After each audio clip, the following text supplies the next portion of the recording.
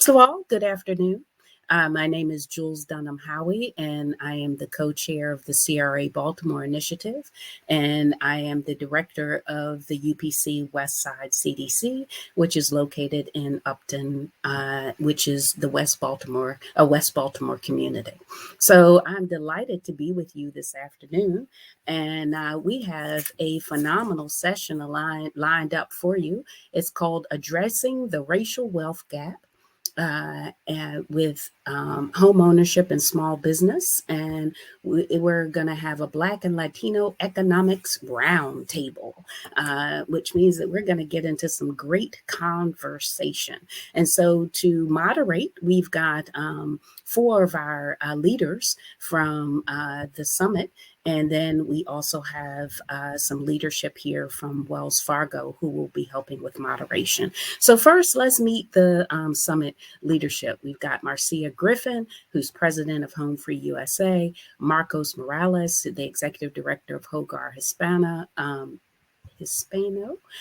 Dr. Ruben Guerra, president of the Latin Business Association, and myself. So Marcia, tell everyone a little bit about you.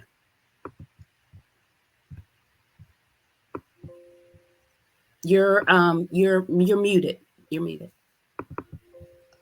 Is it? Can you hear Yep, me? there we go. We can hear you. Well, I feel as if I know all of you already. If I don't know you, I've heard of you. So it's nice to see everyone again. It's always a great conversation, if you will. So Home Free USA is my organization, and we're not only in the Maryland area where our offices are, DC and Maryland, but also around the country with my affiliates. So nice to see all of you again.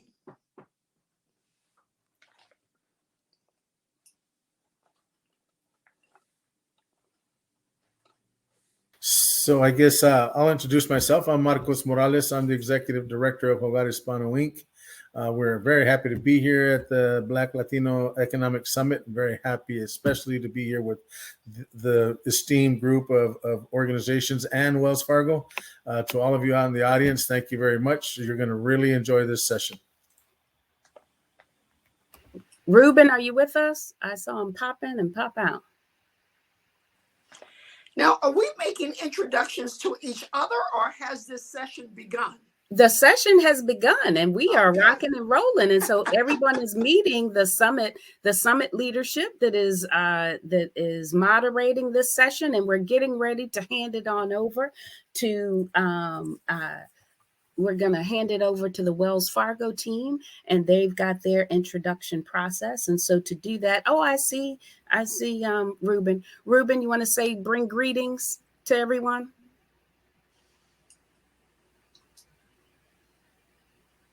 We can't hear you. We can't hear you. It says your mic's on, but we can't hear you, Ruben.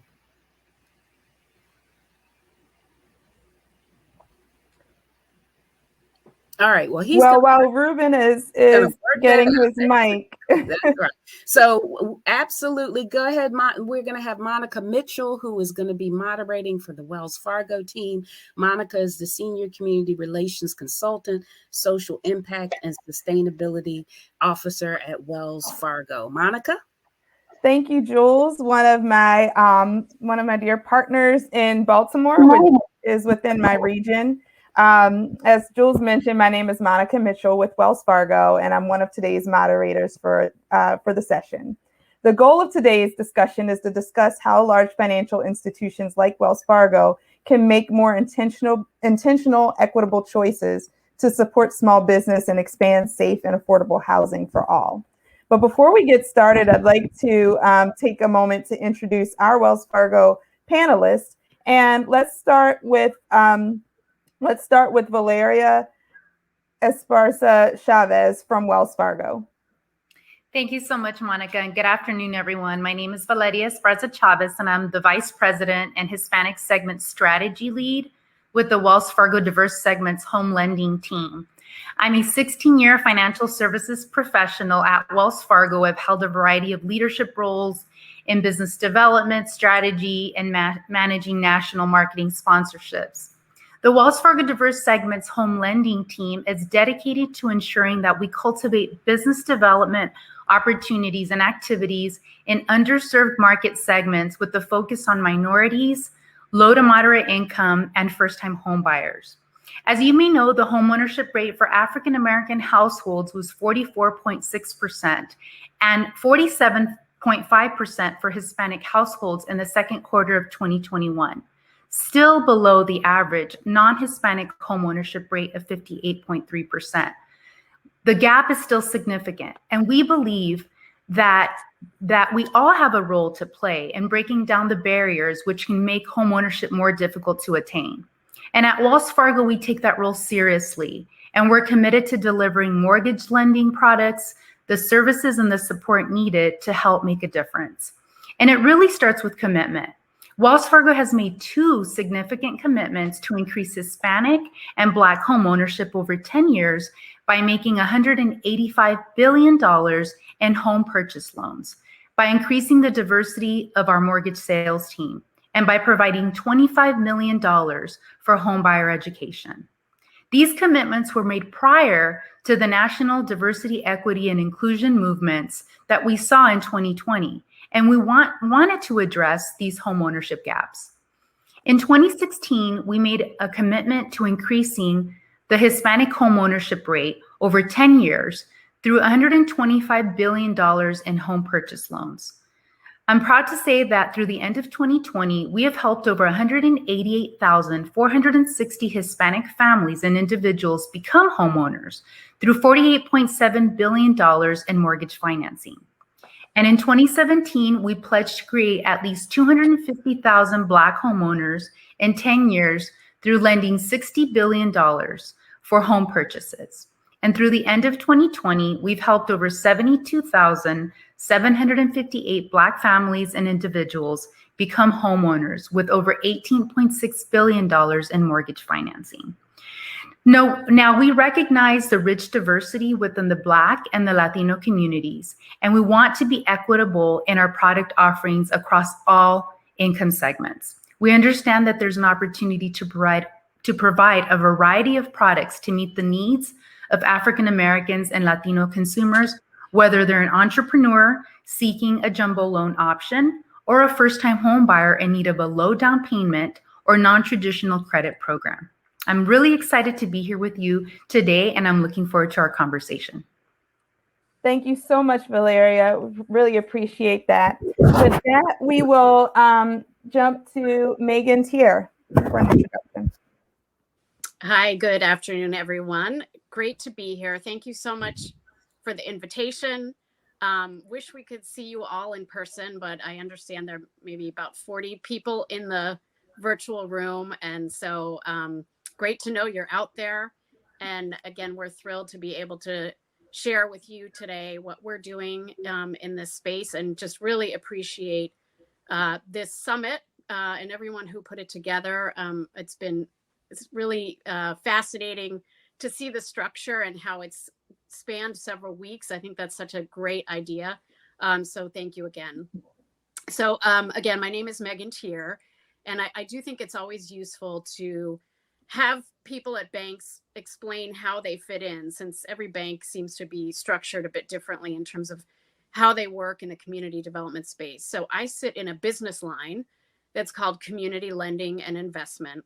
And that business line houses the work that my team does, which is focusing on supporting CDFIs and MDIs around the country. And I'll talk a little bit more about that as we go through the hour. And then my peers within the broader group are focused on financing for affordable multifamily housing, mostly through the low-income housing tax credit program. And then I have another set of peers who focus on commercial revitalization through the New Markets Tax Credit Program. So that's where I sit and what my team does. But as I think you'll learn during this hour, we work really closely with our peers who are in this session. So folks who are in the foundation, certainly Monica and her team in community relations, they're key partners for us, and really look forward to talking more about what we're all doing together. Thanks, Monica. Thank you so much, Megan. And with that, I will turn it over to Eileen Fitzgerald for an introduction. Sorry, Eileen. Uh-oh, can we not? I don't think we can hear you. All right, we'll move to Derek. Dial in, Eileen, for the audio perhaps. And we'll move over to Derek for the introduction. Thank you so much. I'm really excited to be here with this esteemed panel and our terrific audience today. My name is Derek Ellington, and I have the pleasure of serving as the head of small business banking at Wells Fargo, where we serve over 3 million small businesses nationally. And what that means is that small business is big business. And at Wells Fargo, that means that we put a lot of muscle behind helping small businesses not only keep their doors open, but thrive during difficult times. And we do that by providing advice, by providing financial resources and technical assistance to help them navigate and plan for whatever may come their way in a changing environment. We talk all the time about making sure our small business owners move to where the cheese is now. And what we mean by that is in every economy, there will be changing opportunities.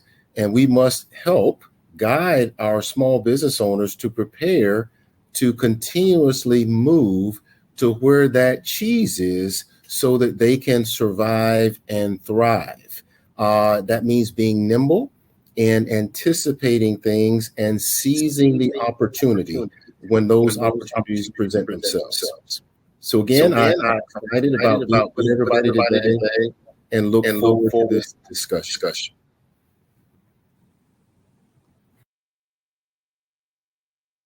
I got muted somehow. Thank you so much, Derek, for that introduction. And thank you, audience, for being patient with us as we're navigating the technology here. Eileen, were you able to dial in?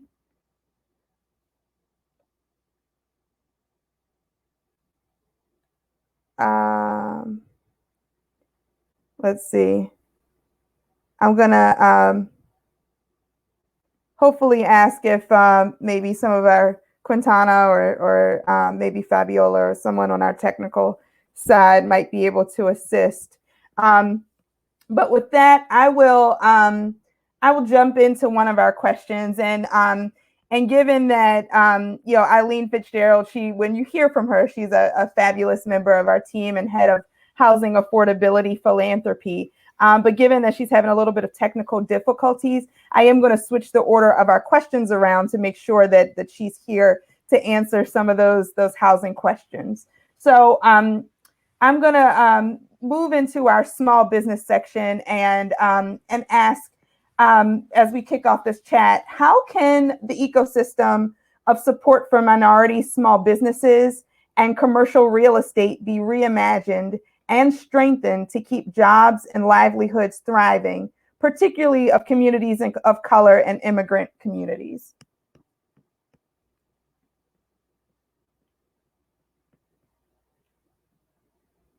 And I'll first direct that question to Derek. Thank you so much. Hey, Monica.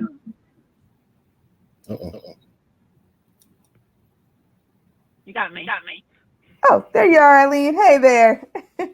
Thank you for your persistence. Derek, I'll let you answer that question since I asked it and to keep the flow going, and then I'll move into Eileen and the introduction. Sure. I hope there's not an echo in the background. Do you all hear an echo? Okay, maybe clearing up now. Great. Excellent. I think yes, everybody's on mute now, and that's preventing anything in the background. So no problem. Again, the ecosystem of support for minority small businesses is a critical element of everything that I know this panel plans to discuss today. And when we think about creating those tools and resources that are specific to particularly our minority small businesses. One, we've got to be close enough to the community and really have ourselves organized in a way to address those needs that are very specific. I think all of us know that during this challenging health crisis, our minority businesses have been impacted disproportionately the most. So one, we had to peel back and understand some of those differences and some of those access points that need to be in place in our minority communities in particular to help our minority business owners navigate. And one of the things that we looked at Wells Fargo was the opportunity to go into some of our communities, specifically 16 that we identified nationally, where there were disproportionate, impacts. And we looked specifically at the retail sector and shopping districts in particular in those 16 communities where there was a predominance of minority shopping center retailers in particular.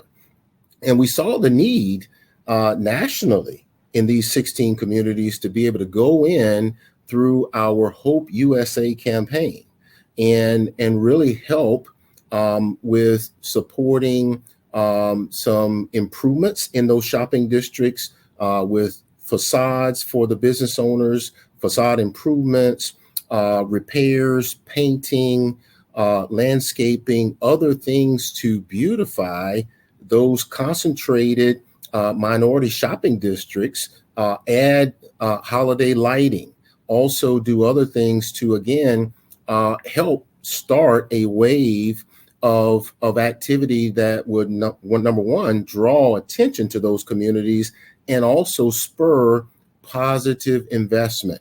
Not that our dollars would be the end all be all, but they would begin to be the catalyst for hope. And again, create a focus for shopping during this holiday season in those minority districts where we have a concentration of business owners. It's been a dramatic transformation in places like Philadelphia. We think about West Philadelphia, 52nd Street in particular.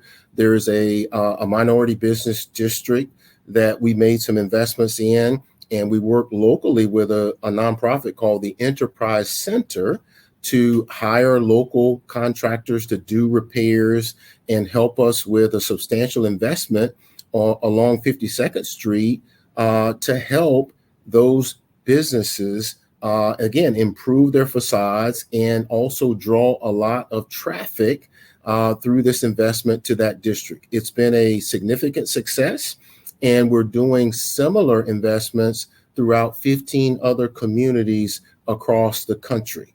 So again, these types of focused investments in high impact minority concentrated districts are the kinds of things that we're doing to try to help our minority business owners in that ecosystem that they are so critical to supporting in the communities that they serve. Thank you, Derek. And you mentioned a couple of things that I want to come back to. I do want to make sure that we introduce Eileen. Eileen, are you still on the line? You might be muted. Somebody muted me, I think. Okay, there you are. We hear you. Okay. Is that good? That is perfect. Why don't you introduce yourself and the work that you do? Sure. Sorry, everyone, for my technology challenges, which we thought we had handled. Eileen Fitzgerald, I'm head of housing affordability philanthropy at Wells Fargo. And so as part of that, I help support all of our work across the nation and work with our local teams like Monica and Marilyn Drayton on anything related to housing affordability. And just quickly, the way we define that is there are 4 categories that we focus in on. One is increasing supply, given how challenged we are with any housing stock, whether that is rental or home ownership. The second is expanding home ownership opportunities, especially for people of color. And the third is increasing housing stability. That's been a really big focus during COVID, especially around renters, but also now homeowners as we're exiting forbearance. And then the fourth is to support transformation and innovation across all of those areas. So I'll turn it back to you, Monica.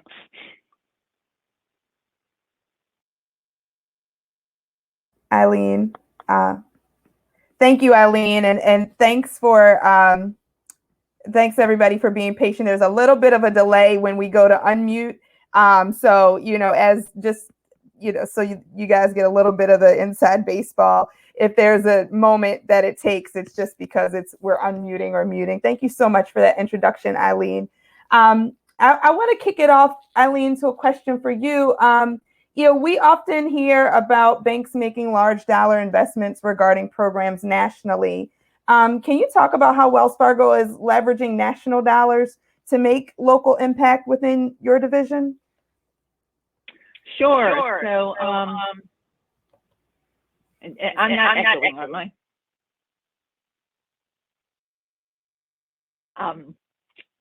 We have, as I mentioned, a focus on these various areas, and within that we have really, housing's local. That's the bottom line here, right?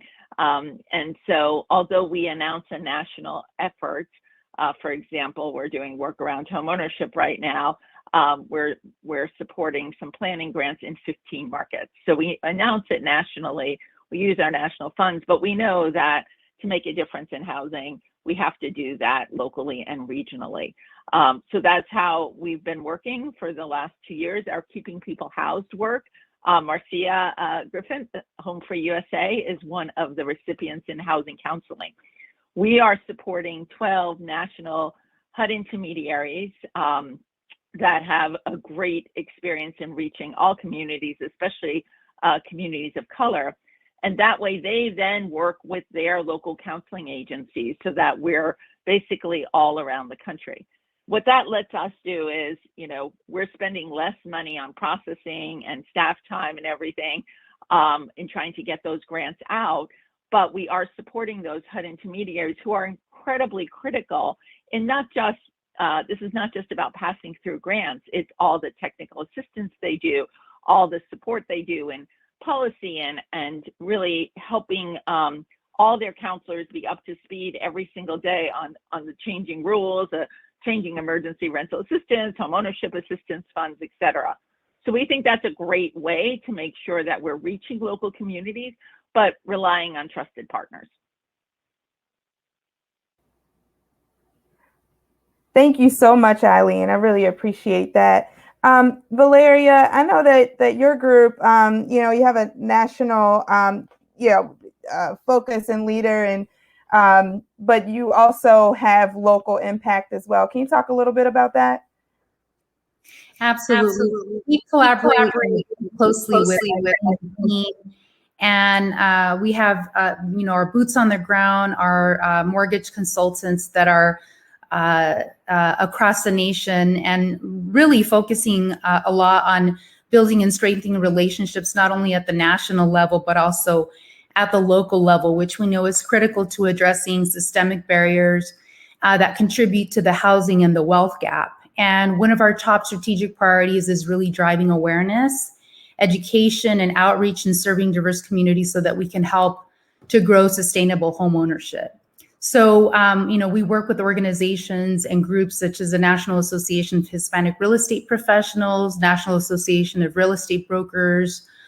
We work closely with Home Free USA, the Asian Real Estate Association of America, and affinity relationships that specifically serve ethnically diverse communities, and really focusing on providing a well-rounded platform for education, focusing on providing education around down payment assistance and credit building workshops and opportunities for customers and for mortgage professionals.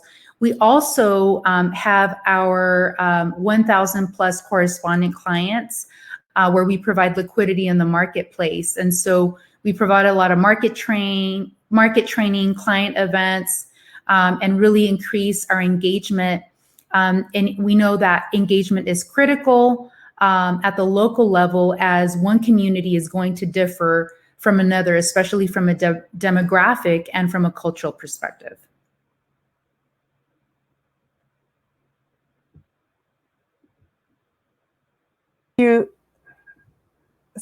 Thank you so much for that, Valeria. Now I'll turn it over to Jules for a question from our community moderators.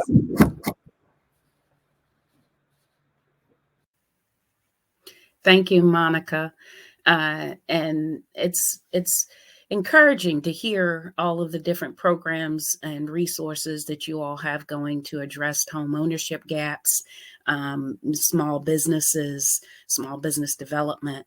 And one of the things that I wanted to hear from you about is we're really focused in, and there's an initiative that is national that is about how do we decentralize CRA and how do we ensure that the resources that are coming from these large national banks are making it to the ground and are really helping Black and Brown communities within community.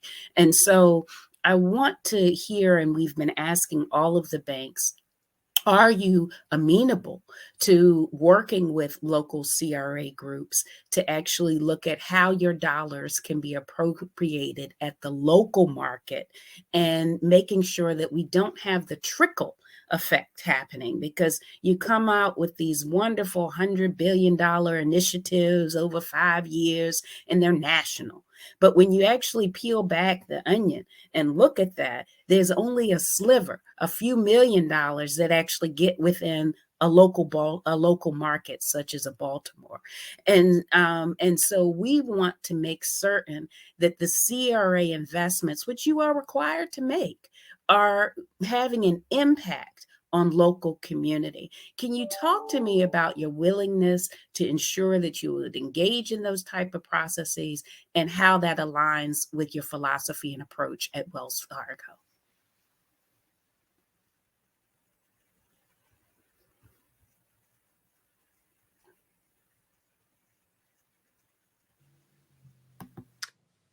Monica, do you want me to kick it off? Yeah, thank you. I was trying to unmute. Thank you. Please do. I'm going to wait for you to mute. It's a lag. I don't know why. Okay, great. I just want to have that echo. All right. I'm still hearing it. Yeah, if Okay, now is it gone? Okay, thanks everyone for your patience.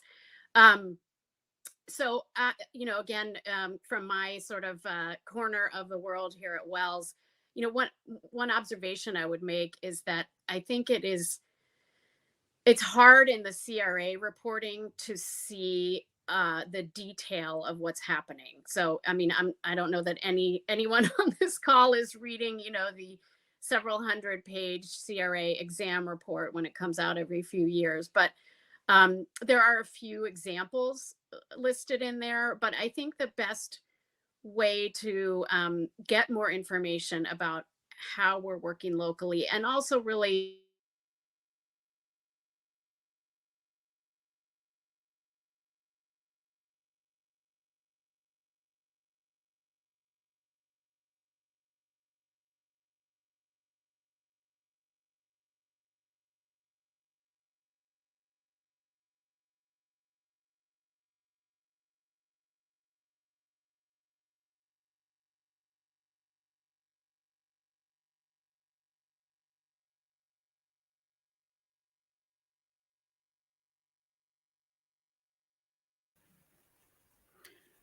Okay, Megan, we lost you.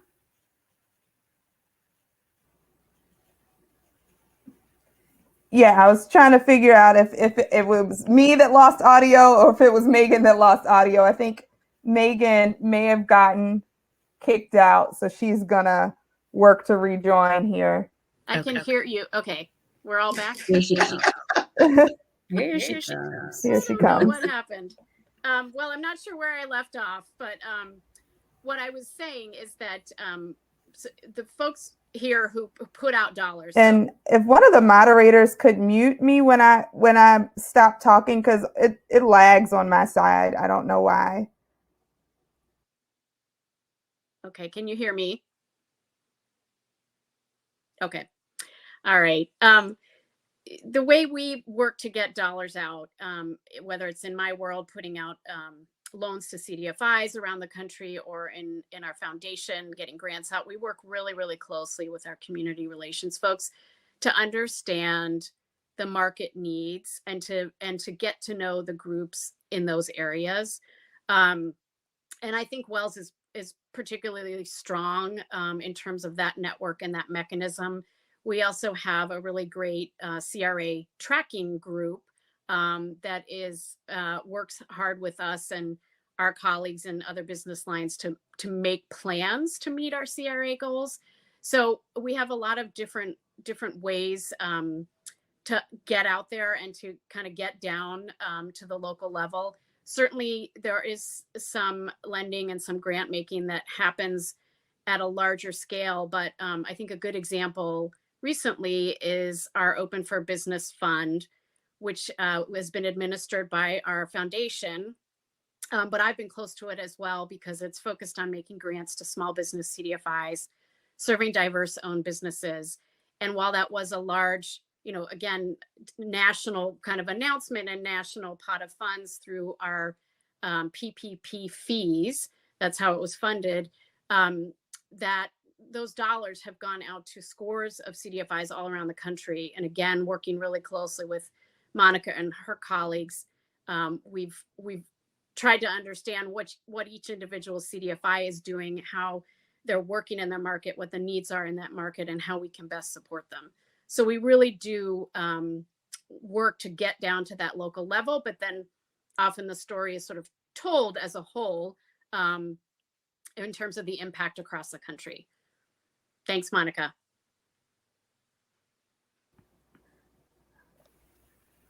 Thank you, Megan. Can I turn it over to one of our other Wells Fargo panelists to chime in on that question? Or I see.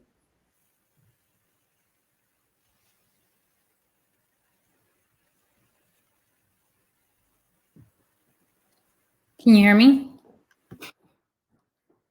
Okay, sorry about that. Yes, so with regard to CRA funds, for low to moderate income customers, they make up a huge proportion of American home buyers. And we've seen their rate of home ownership grow steadily in the recent years. So it's important to note that we understand that it's critical for us to be lending across all income segments. And there's really no silver bullet approach. It's really about working together across, not only within Wells Fargo, but across industry so that we could address various challenges that we're helping customers to overcome. As I mentioned earlier, we're heavily focusing on and investing in education, not just for our customers, but for our team as well, including our correspondent clients. And we work with our home mortgage consultants and to ensure that they are receiving the guidance and the training that they need in order to help grow that home ownership. We know that the pandemic drove a lot of the education and outreach into a virtual environment.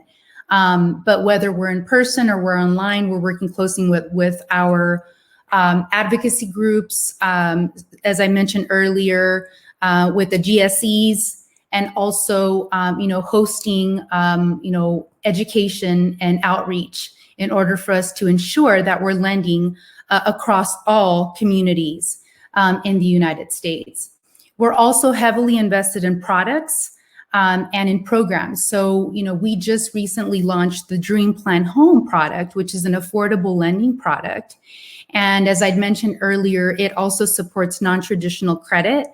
And this is a great opportunity because we also launched a closing credit assistance program. So that's up to $5,000 in key markets, being mindful of where we will have the most impact. So that's 8 markets. And, the product provides flexibility, including 97% loan to value. And also, in collaboration with Eileen and the foundation with the Neighborhood Lift program, it plays a critical role. And although it's not funded directly by CRA funds, we've rolled out more Lift funding for down payment assistance in recent years, and we're going to see more funding available in additional markets next year. So, we're very proud at Wells Fargo that we've invested through the Lift program over $521 million and have helped over 25,000 Americans become homeowners through the purchase of more than $4.8 billion in real estate. And, the LIFT program is focused on serving low and moderate income families, regardless of race or ethnicity. But we do know that the majority of LIFT homeowners do come from BIPOC communities. Thanks so much, Valeria. And I know in my hometown in Baltimore, we've had the great privilege of hosting, 2 LIFT events over the years, which is translated into hundreds of new homeowners here as well. I'm going to go into our next question, which is the housing industry, just speaking of housing, is rethinking forbearance, inventory, renter demand, and, the expanding need of safe and affordable housing of all, particularly for diverse and BIPOC communities. How is Wells Fargo engaging as an industry leader in this space? Valeria, you spoke to some of it, but I wanted to also get Eileen's perspective on that.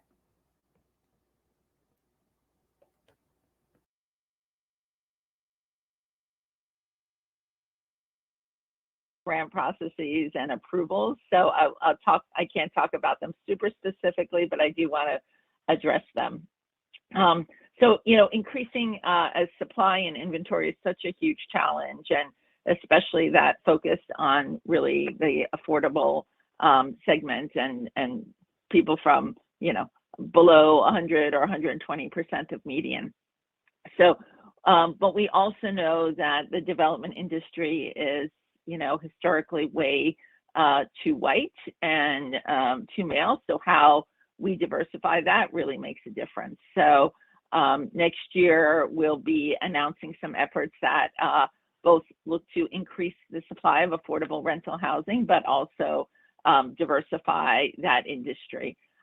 Similarly, we're doing a lot of work around converting and supporting local organizations that are looking at converting hotels, some office buildings, to get affordable housing out there on the ground very quickly, to make that difference right there. So we think that's really important to just streamline. I think kind of tying this question and the last question together, one of the great strengths of Wells Fargo is that we have these amazing folks like Monica and Marilyn on the ground. And as we think about our housing strategies nationally or locally, we're always talking with them, because obviously what is really important in LA is quite different than what's really important in Baltimore. And we're trying to make sure that we have strategies that address both of those, and that we're funding, supporting, whether that is, really focused on reducing homelessness, to increasing rental supply, to like, how do we make affordable homeownership? Investing in community land trusts. We're doing that in several markets around the country as another way of trying to support affordability. Thank you so much for that, Eileen. Really appreciate that. Jules, I will turn it over to our next community moderator for a question. Okay, it would be Ruben, but I'm not sure if he's on. Ruben? Can't see everybody. So, all right, I'm not seeing Ruben, but I'm going to ask his question. How's that? The question is, the housing industry has different approaches to REO shortages. And there are most banks have an REO program. Are you willing or able to work with nonprofit housing providers to create a direct sale program of both REO and NPLs. And you all can explain REO and NPLs to the community, because I know that some people are going, what are those acronyms? All right, thank you.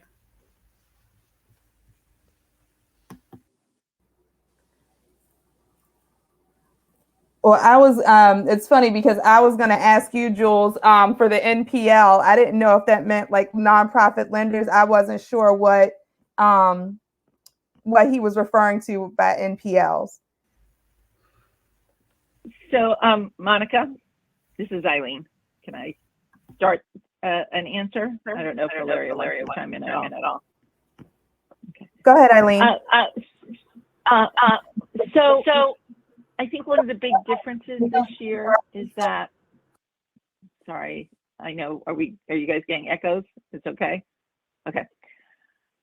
In coming out of, or hopefully coming out of, our current crisis, we have very, very low inventory. Right now, the REO, or real estate owned inventory at Wells Fargo, is kind of at the lowest in probably decades.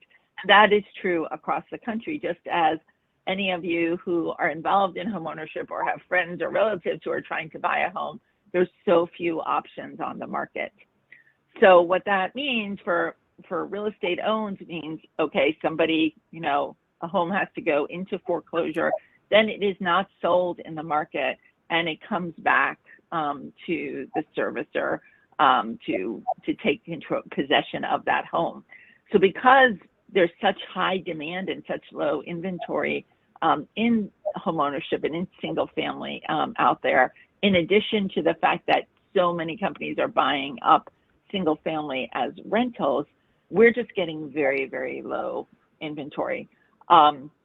So we do some donations, typically right now just for veterans, but those numbers are, again, at historic lows.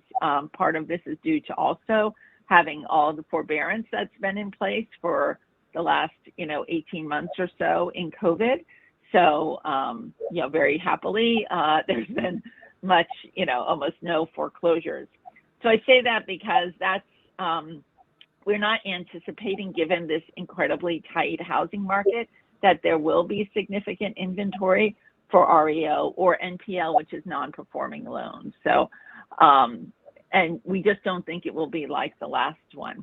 All that being said, I'm sure, that is not the place that I represent. Although Valeria is in home lending, she's not on that side. I'm sure we're, always willing to have conversations when that inventory, those numbers get larger, to talk about how to have that process potentially work. But right now, the numbers are just incredibly low.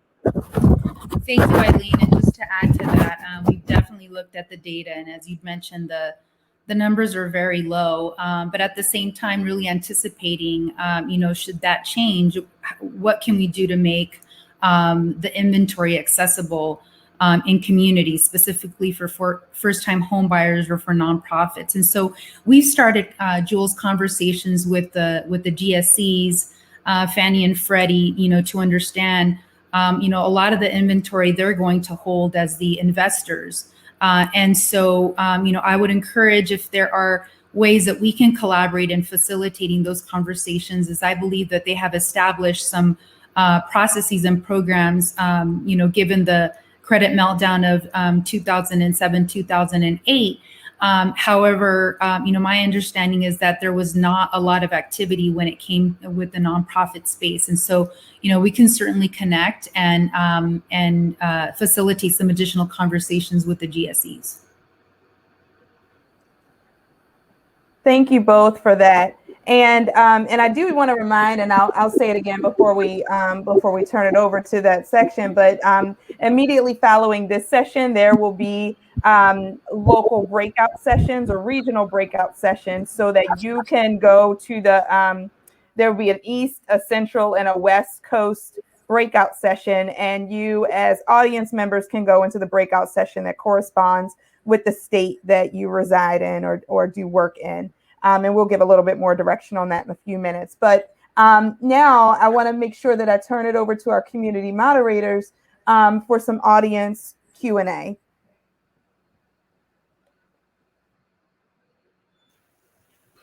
All right, great. Thank you so much. Marcia, I'm going to have you kick it off with questions that you may have seen pop up. You want to kick off? To our audience, look, we need to have a technical person sitting right next to us in order to make sure all this stuff works well, but hopefully our audience is getting the gist of the commitment that that Wells Fargo is making and has made. Without question, more needs to be done. We all recognize this. We all have to focus our attention on elevating the financial stature of Black and Brown communities across the country. And as a recipient and a friend of Wells Fargo's, I must say that certainly the Wells Fargo Foundation has really, really stepped up. In fact, beyond many of the other foundations, they've stepped up to really look at what needs to be done across the country, how it needs to be done. Valeria loved the whole idea of more funding is coming up. I mean, that's music to every nonprofit's ears. And certainly we know that much of that will come from the foundation. So we really appreciate what has been done, the funding and the focus, if you will, that the foundation has put on COVID and financial relief for many different groups of people in this country. So have to say thank you, certainly, Monica, with our HBCU folks too. I mean, these students are your next leaders in Wells Fargo, and hopefully, Valeria, we're going to be able to get more and more of them into the mortgage side of the business. Allow me to ask a few questions first. Number one, Derek, appreciate the work and the focus on small business lending. Are nonprofit organizations considered small businesses in your viewpoint, like they are with the Small Business Administration and the PPP loans? Give us a little bit of thought. Thank you for that question, and I will say absolutely. When we think about small businesses, definitionally, generally through the Small Business Administration is typically organizations with 500 or fewer employees, and in general, 5 million in sales or less. So for us, there are many industries that fall within that definition as a small business, and that does include nonprofit organizations. Again, we serve both for-profit and nonprofit organizations nationally that fit within that general definition of what a small business is, and certainly focus on providing their needs and supporting them to the best of our ability in navigating these challenges. And as you've heard some of my colleagues mention, we work very closely with nonprofits nationally in deploying a lot of funds and programs that we are investing in nationally, because the nonprofits in many markets are really close to the beneficiaries that really need the funding the most, and have quality programs, as you know, that from a technical assistance standpoint, really hit at the heart of where the need is. So, to say, generally, we're not trying to be the end all be all in thinking we know everything that our small businesses need in the communities, because we know these local nonprofits are in many cases closer to it than we are, and really effective in helping us provide the impact that we're looking for. Excellent point, Derek. Not only, and that's the reality, what you just said, that these nonprofits, whether they're counseling organizations, community-based organizations, or developers like Jules and others, I mean, we have not only the impact, but also the influence on our communities, our people, etc. And when we talk about the brand of a company, a lot can be said when you have a third party to talk about the benefits of Wells Fargo. That goes a whole lot further than Wells Fargo speaking about themselves. So that's an excellent point that you're making. And I also want to say that at least for the groups in Wells Fargo that we've dealt with, there is a level of openness. Now, many of the things haven't come to fruition, but at least there's openness and there's a willingness to hear some of the concerns of the community. Our job with you guys, and you all are a giant in the industry, not only on the mortgage, not only on the banking side, but mortgage side, small business, CDFI, etc. We need you to work with us to make an even greater impact in 2022. So let me get with you, Megan. So where CDFIs are concerned, and obviously CDFIs are very, very valuable in low to moderate income communities. You know, where Wells Fargo is concerned, are you guys doing more or less lending or investments in CDFIs, and are the number of CDFIs dwindling? What are you thinking and what are you finding? Great question, Marcia. Thank you. You know, we hear sometimes that there's going to be consolidation in the CDFI industry, and we see that occasionally, but then we often see new ones pop up because it is such a great community tool, right? And so I think a lot of localities want to have their own CDFI. Now, whether that's the most efficient for any given market, you know, I think the stakeholders in that market figure that out, right? And they either bring in an existing CDFI or they do build a new one.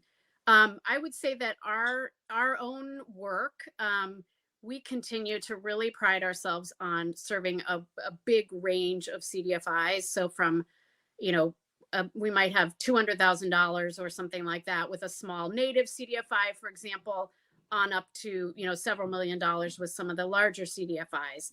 It depends on, you know, how much debt they can take on. We never want to burden a smaller or newer CDFI with debt that they can't handle, but we also want to help them grow. So I see a lot of, really a lot of creativity in the sector. I think probably you all know that CDFIs are having a moment. As they say, they've gotten a lot of attention during PPP lending in particular. And so I think there are a lot of exciting new avenues. So for example, we have lent to a few statewide small business COVID recovery funds, and we have lent at that sort of intermediary level, if you will. But what's been exciting is that several of those funds have multiple CDFIs as the originators of the small business loans. So the loans are really being made at a very local level by CDFIs that really understand that market. The funding mechanism is sort of a combination of the whole, and the funders are coming in at that fund level, if you will, but it's getting resources out to a lot of the smaller CDFIs in a very efficient way, I think. So that's just one example of ways that I see the industry kind of morphing and finding new structures and new ways to bring more CDFIs in, but to get more money out.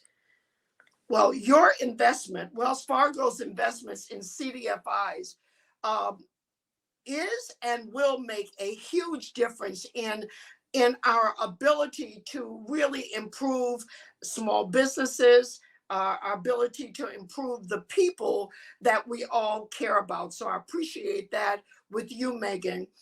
kudos to you, Valeria, and the whole mortgage team for your work with the OCC and Project Reach on this denial piece.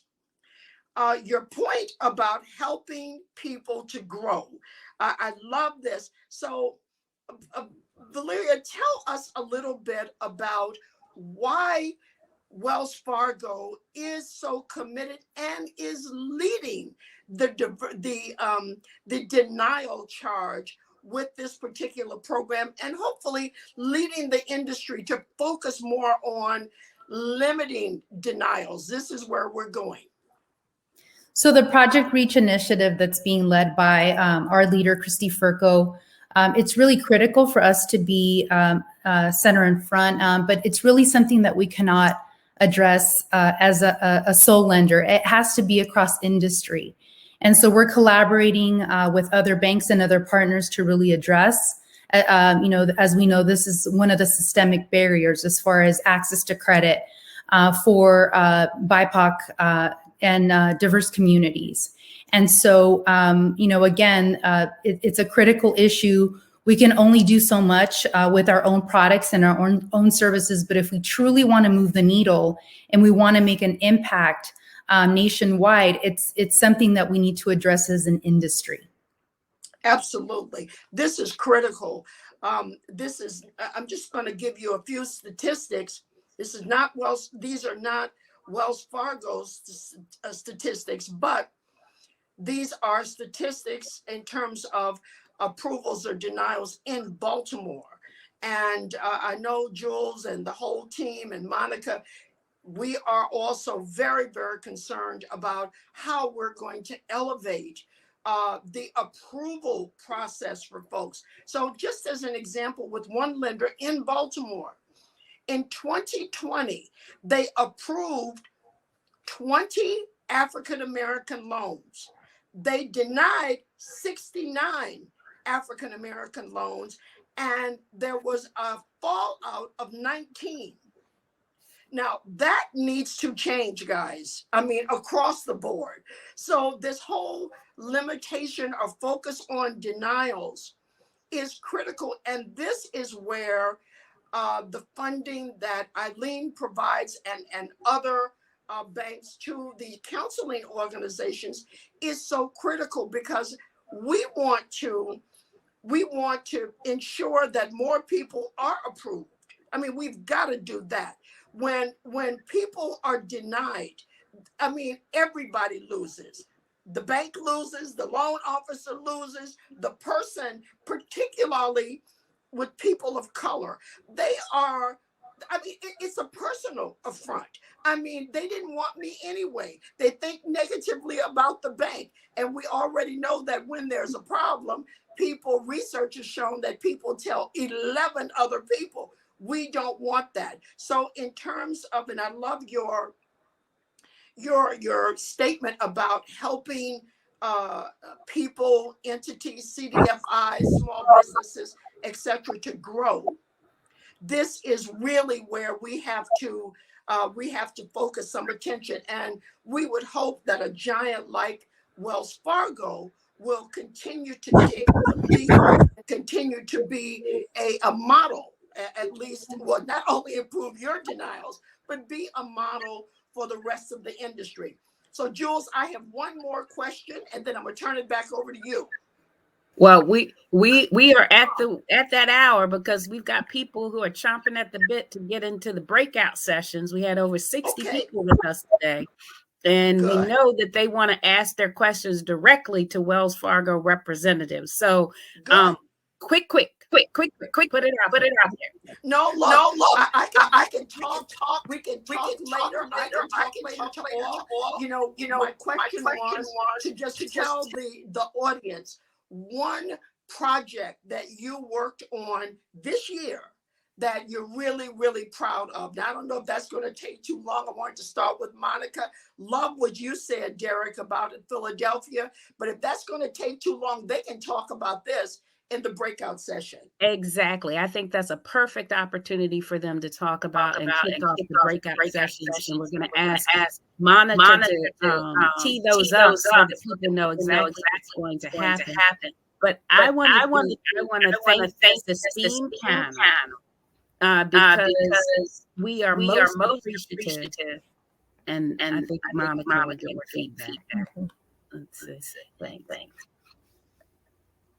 We are most appreciative for all of you being with us this afternoon and sharing some of the highlights of what Wells Fargo is doing around housing, around small business, around philanthropy, and how you're working to connect the dots.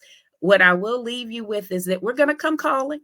We're going to come asking you to meet with us at the local level and to make sure that your investments from the national level are making it to the ground in Black and Brown communities at the local level all across the United States. So we thank everyone for being with us this afternoon. We're going to ask Monica Mitchell to come forth now and share how we're going to do these really cool breakouts. And we're hoping that you're going to plan to attend because this is where you're going to be able to engage one-on-one directly with Wells Fargo representatives. Monica? Thanks, Jules. And thank you, Marcia, for that excellent question and answer session. I really, really appreciate that.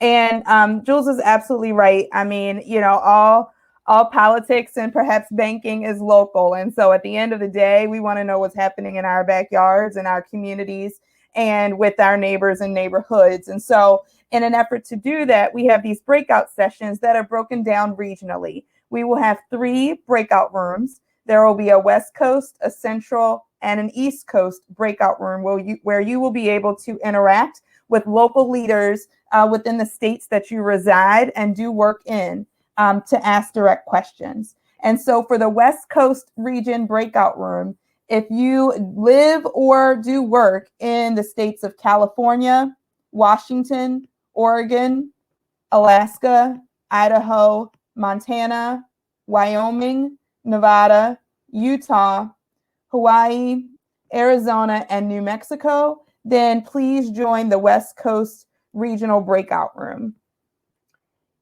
If you are doing work or live in the states of Colorado, Iowa, Illinois, Wisconsin, Michigan, Minnesota, Indiana, North Dakota, South Dakota, Nebraska, Ohio, West Virginia, Kentucky, Texas, Missouri, Kansas, Oklahoma, Arkansas, Louisiana, or the Virgin Islands and Puerto Rico, please join the Central Breakout Group.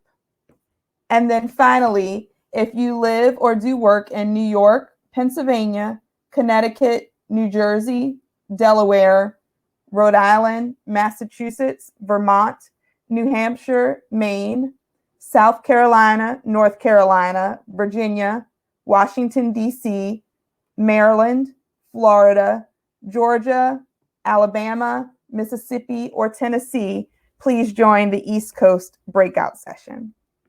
Thank you so much for joining our roundtable. Again, this is the beginning of the discussion, not the end, and we look forward to seeing you in the breakout rooms. Thank you.